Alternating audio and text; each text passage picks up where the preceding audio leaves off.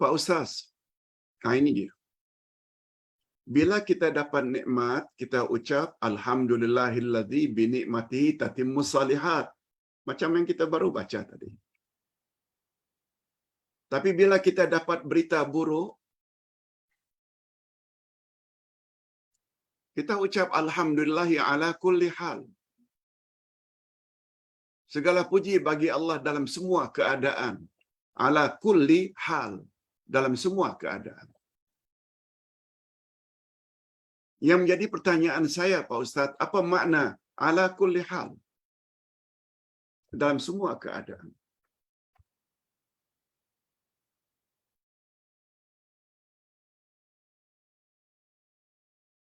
Ustaz dapat WhatsApp semalam dari jemaah yang ada di Mekah.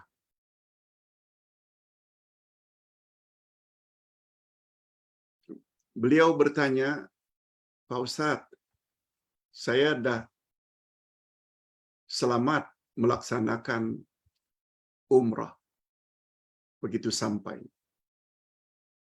3 hari yang lalu. Kemudian semalam kami pula pergi ke Taif. Karena Taif itu di luar Mekah. Haluan balik, kami juga buat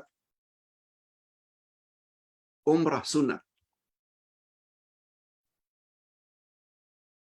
Alhamdulillah sampai selesai. Balik saja ke hotel, saya dapati saya kedatangan haid.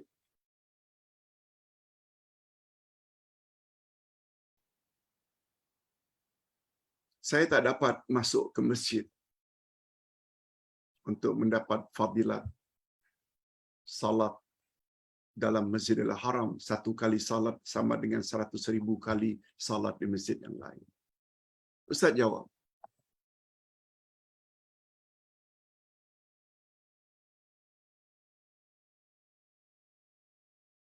Anda sudah dapat melakukan 2 kali umrah.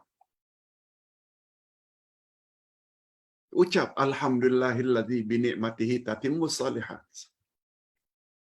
Tapi bila datang haid pula, yang Anda terhalang untuk masuk masjid, untuk tawaf lagi, sebab semuanya itu mesti bersih daripada hadas dan najis.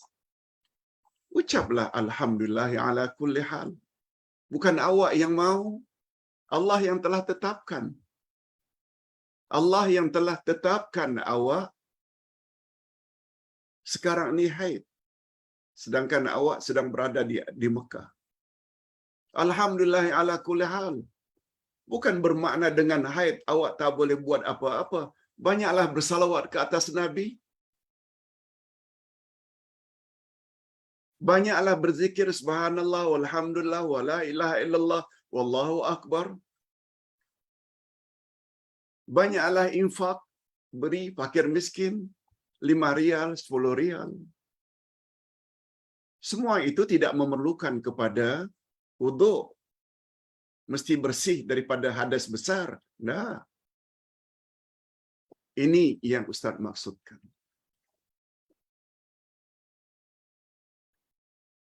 Kita sedang berpuasa Ramadan, tiba-tiba datang haid. Baru seminggu datang haid. Dah seminggu pula tak berpuasa. Jangan menyumpah-nyumpah.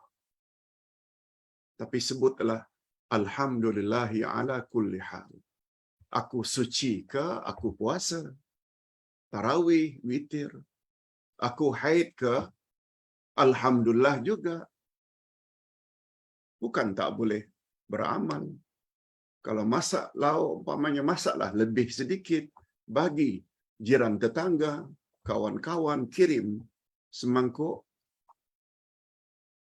Jiran sebelah kanan, semangkuk. Jiran sebelah kiri. Beramal juga walaupun tidak berpuasa. Sedangkan Nabi bersabda, apabila kamu beri orang yang berpuasa makan, kamu dapat pahala sama dengan orang yang berpuasa. Lebih kurang macam itu. Sesuai dengan kata-kata Siti Aisyah, isteri Rasul, baginda Rasul apabila dapat berita gembira, beliau ucap alhamdulillahillazi bi ni'matihi tatimmus salihat. Tapi baginda apabila dapat berita yang kurang menyenangkan, Nabi tetap alhamdulillahi ala kulli hal. Yes. Itu penjelasannya. Pak Ustaz, apa perbezaan penggunaan istilah Masya Allah dengan Subhanallah? Pertama, Ustaz tidak sebut dulu apa yang Ustaz pernah sebut seminggu yang lalu. Kesalahan yang banyak berlaku di kalangan masyarakat. Bila kita dapat nikmat untuk diri kita, kita hendaklah ucap Masya Allah. Naik pangkat, Masya Allah. Untung dalam perniagaan, Masya Allah. Dapat beli kereta baru, Masya Allah. Dapat beli rumah baru, Masya Allah. Dapat anak, cucu, Masya Allah. Masya Allah, kita ucap bila kita dapat nikmat untuk diri kita. Tetapi apabila kita lihat seseorang lain dapat nikmat, umpamanya rajin hadir ke majlis ilmu, banyak hafal ayat-ayat Quran atau surah-surah utama, Al-Mulk, Al-Waqi'ah, As-Sajdah, Al-Kahfi, Yasin. Itu pula kita perlu sebut Barakallahu fiik. Karena nikmat itu orang lain yang dapat. Bila kita jumpa seseorang yang keadaannya baik, sehat, Barakallahu fiik. Jangan sebut Masya Allah. Masya Allah untuk diri sendiri. Berapa banyak kita bila jumpa umpamanya seseorang yang cantik ke, yang handsome ke, kita sebut Masya Allah? No. Terhadap orang lain yang punya dapat nikmat kesehatan ke, kejelitaan ke, kehandsomean ke, Barakallahu fiik. Atau Allah yubarik fiik. Atau mabruk. Mudah-mudahan awak diberkati. Itu antara Masya Allah untuk diri sendiri. Itu sebabnya dalam surat Al-Kahfi, Allah menceritakan orang-orang beriman. Sepatutnya kalau masuk ke dalam kebun,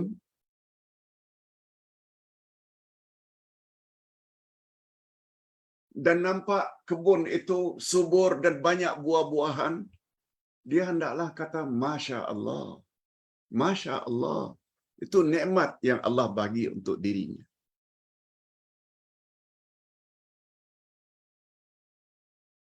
Sedangkan Barakallah untuk orang lain. Barakallahu fiik. Adapun pertanyaan tentang Subhanallah, Subhanallah lain pula. Apabila kita ingin membersihkan Allah, Maha Suci Allah dari segala kekurangan, kita ucap Subhanallah. Umpamanya, kita lihat terserempak dengan orang yang kudung tangannya, terserempak dengan orang yang sumbing bibirnya, terserempak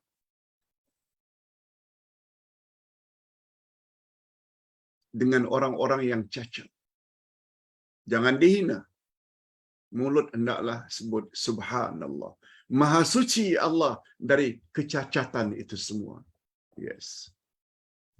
Itu sebabnya dalam hadis disebut, Nabi apabila mendaki, naik lift ke, zaman Nabi tak ada lift, mendaki bukit ke, naik onta ke keledai, naik tangga ke, hari ini naik lift ke, naik eskalator ke, sebut Allahu Akbar, Allahu Akbar, Allahu Akbar. Sebab bila meninggi ini, makin besar, mulut menyebut Allahu Akbar, Allah lagi besar, Allah lagi besar. Itu sebabnya bila kita jumpa ada orang yang berpidato, berapi-api, bersemangat, kita kata Allahu Akbar. Hebat macam mana pun awak berpidato, Allah lagi hebat. Tetapi kata Nabi atau amalan Nabi, bila sedang menurun tangga, menurun lembah dari bukit, turun ke bawah, turun lift, turun eskalator, baca subhanallah, subhanallah, subhanallah. Maknanya kalau kita ke arah yang merendah, rendah ni maknanya hina, maha suci Allah dari hina, maha suci Allah daripada kerendahan. Yes. Ustaz bercadang nak buat satu buku tapi belum kesampaian lagi, iaitu falsafah setiap zikir. Apa dia di balik sesuatu zikir? Mengapa kita baca inna lillahi wa inna ilaihi raji'un? Mengapa kita baca la haula wala quwata illa billah? Mengapa kita baca masya Allah? Mengapa kita baca barakallah? Semuanya ada dia punya falsafah. Tolong doa, mudah-mudahan Allah beri kekuatan untuk itu. Yang ketiga, amalan. Betul Pak Ustaz, bila kita amalkan surah Al-Ikhlas, niscaya tubuh kita tidak akan membusuk dalam kubur. Hadirin dan hadirat, surat Ikhlas itu memang banyak fadilatnya. Hadis sahih, apa kata Nabi? Membaca 3 kali surat Al-Ikhlas, bunyinya macam ini.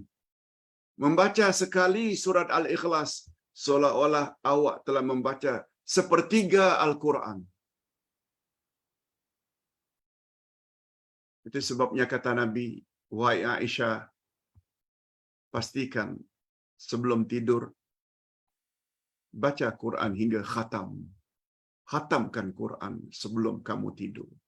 Aisyah tanya, macam mana hendak khatamkan sebanyak itu? Kata Nabi, baca saja 3 kali surat Al-Ikhlas. Ganjaran pahalanya seolah-olah kita telah membaca seluruh Al-Quran dari awal hingga akhir. Tetapi mendakwa surat Ikhlas bila dibaca dan diamalkan selalu, bila kita mati masuk kubur, jenazah kita tak akan busuk. Palsu. Tidak pernah datang dari Nabi.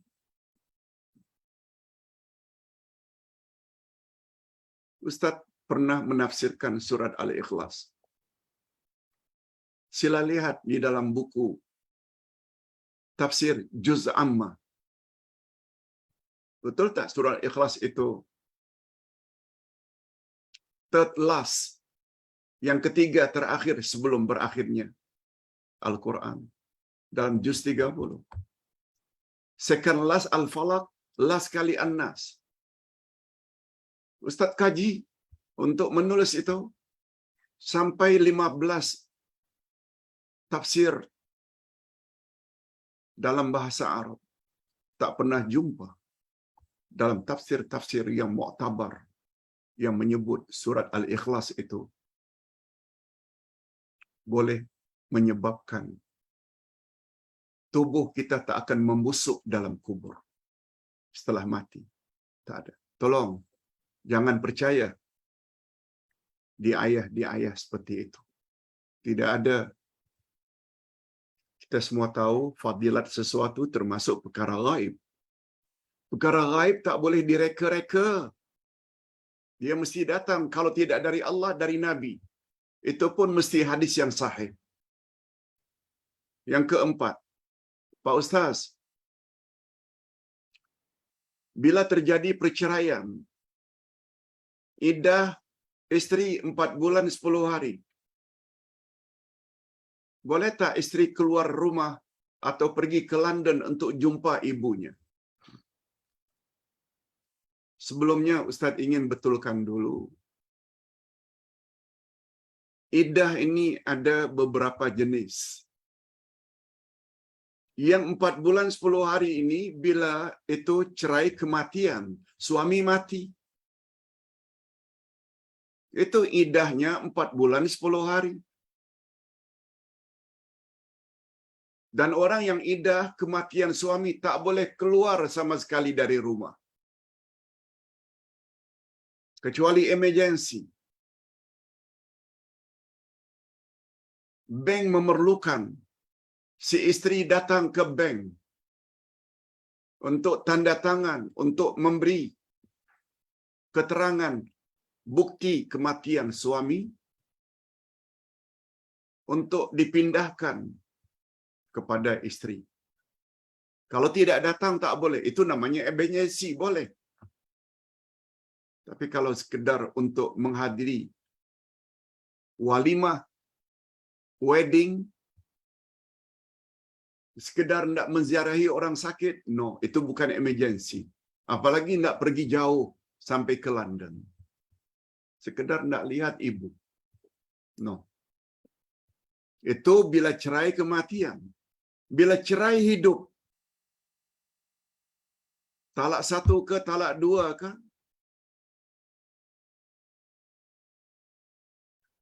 Bila orang yang diceraikan itu masih ada haid, dia hendaklah menunggu sampai 3 kali suci. Lebih kurang 3 bulan. Tapi bagi yang sudah menopause, umur 50, 60, dia perlu menunggu di rumah beriddah selama 3 bulan. Hijri, Muharram, Safar, Rabiul Awal. Contoh.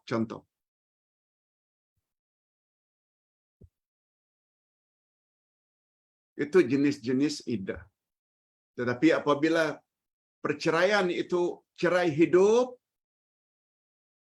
dia boleh pergi. Bukan seperti iddah kematian. Tetapi orang yang masih lagi dalam iddah, apalagi talak rajai, talak 1, talak 2, kebolehan dia pergi mesti mendapat izin suaminya. Walaupun itu bukan suaminya, tapi statusnya masih lagi suami. Sebab anytime dia boleh rujuk. Itu sebabnya dalam iddah rajai, suami wajib menyara saraan terhadap isterinya. Walaupun sudah diceraikan. Sebab statusnya, dia tak boleh dikawini oleh orang lain. Pak Ustaz, pertanyaan yang kelima. Gugurkan talak melalui teks message. Hadirin dan hadirat, seseorang yang apabila WhatsApp, Telegram, SMS mentalakkan isterinya, menurut fatwa Majlis Fatwa Kebangsaan Malaysia, jatuh. Walaupun dengan type. Tapi ada beberapa syarat.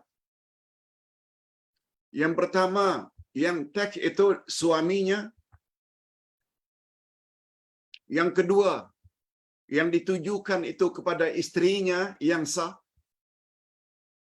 Yang ketiga, isteri baca teks itu.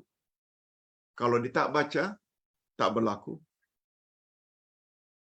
Dan yang keempat syaratnya, suami yang teks itu menceraikan isterinya, dia niat untuk cerai. Bila 4 syarat itu ada, walaupun melalui teks, talaknya tetap jatuh. Begitu fatwa kebangsaan Malaysia.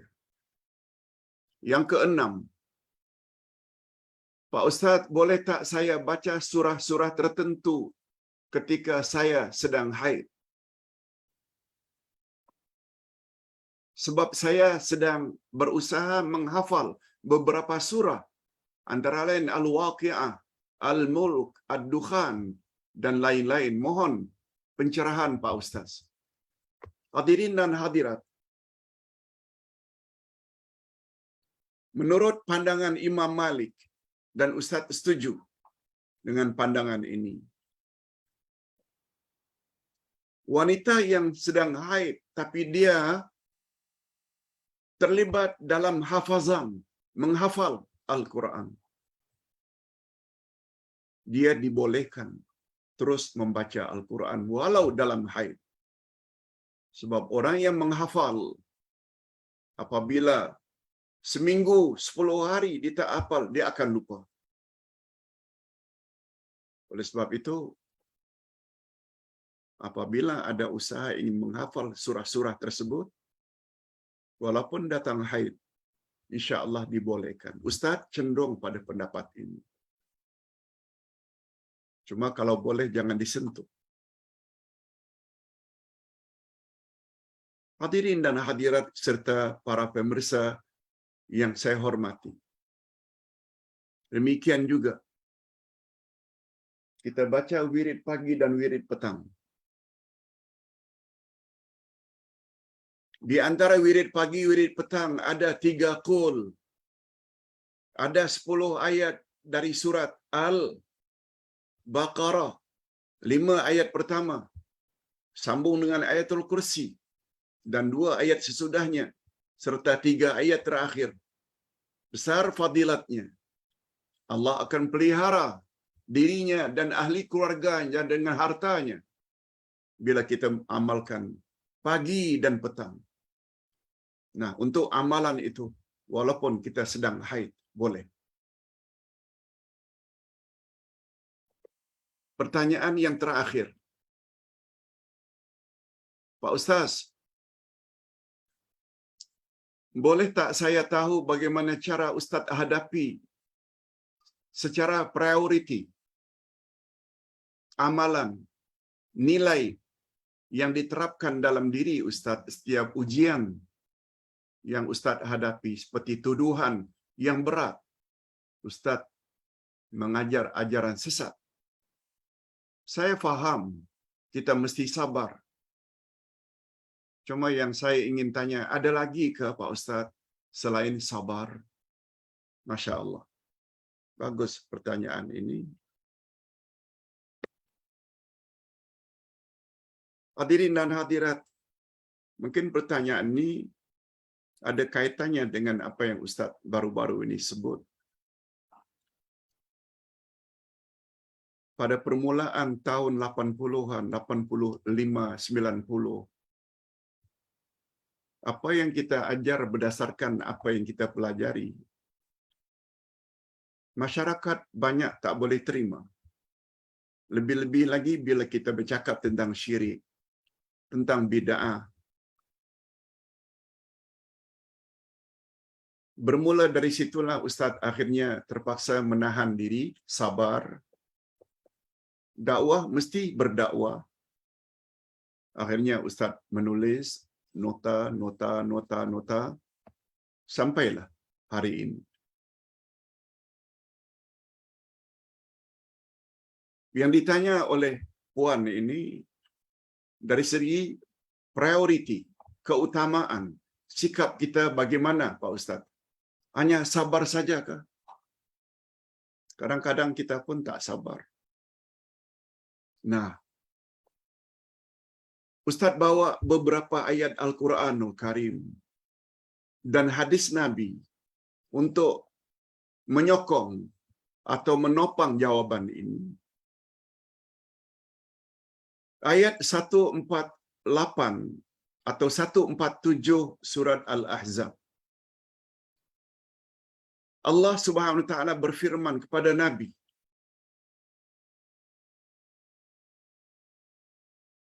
"Wala tuti'il kafirin wal munafiqin wada' adzahum wa tawakkal 'ala Allah wa kafa billahi wakila." Wahai Muhammad, jangan kamu patuhi orang kafir dan orang munafik. Jangan kau hiraukan gangguan-gangguan mereka. Tetapi engkau hendaklah bertawakal pada Allah. Cukuplah Allah sebagai pelindung. Pertama sekali, ayat ini Allah larang Nabi mematuhi orang kafir dan orang munafik. Kafir maknanya non-Muslim. Sangat tidak suka orang Kristian.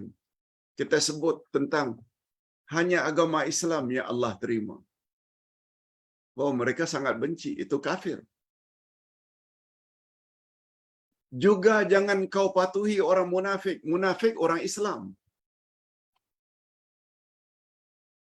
Tapi Islamnya di luar, tapi dalam hatinya macam orang kafir, tak suka dengan Quran, tak suka dengan hadis-hadis Nabi.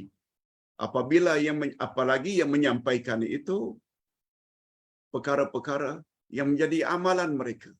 Ini boleh, ini boleh, ini boleh. Sedangkan kita jelaskan dalam Al-Quran dan Sunnah Nabi, yang itu tu amal tak boleh, itu amal tak boleh, itu amal tak boleh. Amal itu boleh membawa pada syirik, amal itu boleh membawa pada khurafat, amal itu boleh membawa bid'ah. Tak senang hati orang Islam itu. Orang itu namanya munafik. Yang dia ingin sebarkan hanya Islam warisan nenek moyang. Bukan Islam yang diambil dari Quran dan Sunnah. Karena terlalu fanatik. Dua puak ini jangan kamu patuhi, hai Muhammad. Lalu Allah sambung, wada'adzahum, jangan kau hiraukan mereka punya gangguan. Jangan berhenti berdakwah, hai Muhammad. Lalu Allah beri satu amalan. Wa tawakkal 'ala Allah. Serahkan dirimu pada Allah. 2/3 akhir malam, bangun malam, tahajud, witir, mengadu pada Allah. Itu maknanya tawakal. Serahkan dirimu pada Allah. Dan Allah janji, wa kafa billahi wakila. Cukuplah Allah yang akan menjadi pelindung. Allah akan protect orang yang tawakal kepadanya. Sebagaimana Allah protect Nabi Ibrahim. Allah protect Hajar. Allah protect Ismail ketika ditinggalkan di padang pasir Makkah. Betul tak mereka tidak mati kelaparan? Malah muncullah air Zam-Zam, muncullah akhirnya sa'i, muncullah akhirnya Ka'bah, muncullah akhirnya bermacam-macam. Tawakal. Betul? Sabar itu nomor 1. Tapi sabar saja terhadap cemoohan orang, dugaan orang, tak cukup. Serahkan diri ini kepada Allah. Allah janji akan protect kita. Selain itu, yang ketiga, kita mesti ada husnul zan, berbaik sangka terhadap Allah. Sebab Allah berfirman dalam hadis qudsi, ana inda zanni abdi bi. Aku akan memperlakukan hamba-hambaku sesuai dengan sangkaannya terhadap aku. Allah uji, Allah uji, Allah uji. Kita kena berbaik sangka.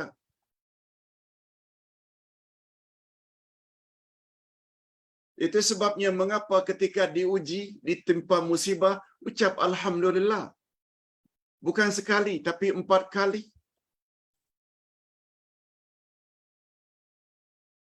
Itu sebabnya tadi kita dah sebut, bila dapat nikmat, baca Alhamdulillahillazi binikmatihi tatimmus salihat. Bila ditimpa musibah, baca Alhamdulillahi ala kulli hal. Yes, itu satu. Tapi para sahabat ulang sampai 3 kali Alhamdulillah. Alhamdulillah, Alhamdulillah. Kali yang pertama, sebab Nabi kata,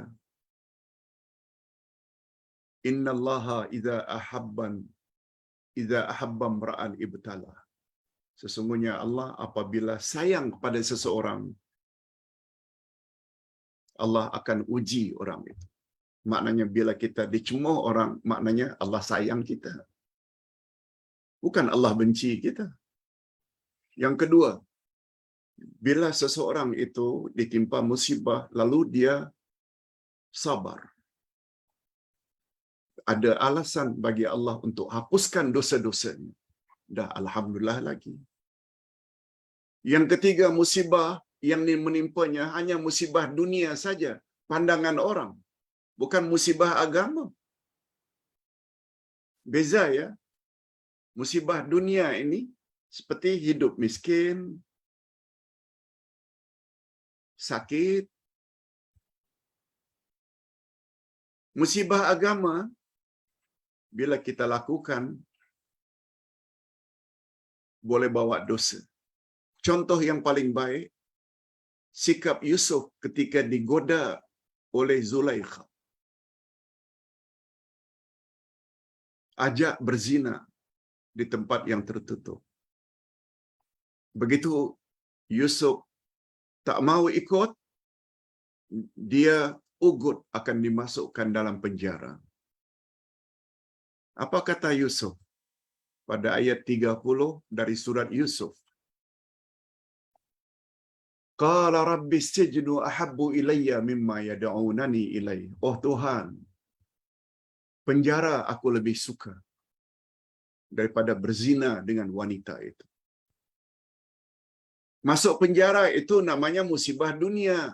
Alhamdulillah tak ada dosa pun. Tapi bila berzina, itu dosa sebab itu musibah agama. Nah, yang keempat, alhamdulillah, dengan musibah kita berpeluang untuk sabar. Allah berjanji, innallaha ma'as sabirin. Allah akan bersama, dengan makna Allah akan tolong siapa yang sabar. Jadi ringkasnya, pertama sabar,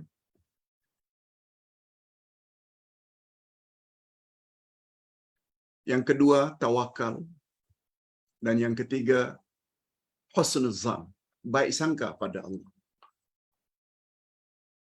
Itu sebabnya ada satu istilah, ana inda zanni abdi bi.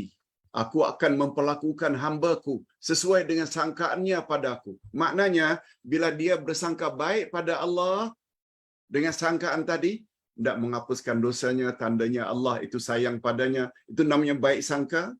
Tapi bila dia berburuk sangka, buruk pula lah padanya.